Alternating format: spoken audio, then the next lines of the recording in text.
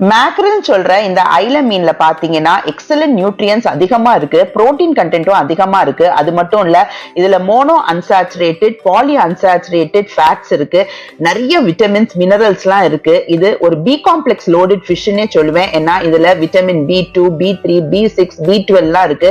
Vitamin D உடைய கண்டென்ட்டும் அதிகமா இருக்கு. புரோட்டீன் கண்டென்ட் பாத்தீங்கன்னா 18% இதுல இருக்கு. மைக்ரோ நியூட்ரியன்ஸான காப்பர், செலீனியம், அயோடின் இருக்கு. அயன் கண்டென்ட்டும் இருக்கு. ஃபோலேட் கண்டென்ட் அதிகமா இருக்குது. பிரெக்னன்ட் உமன்ஸ் தாராளமா இந்த ஐல மீனை வாங்கி நீங்க சாப்பிடலாம். இது குழந்தையோடைய பிரெயின் டெவலப்மெண்ட்டுக்கு ரொம்ப ஹெல்ப்ஃபுல்லா இருக்கு.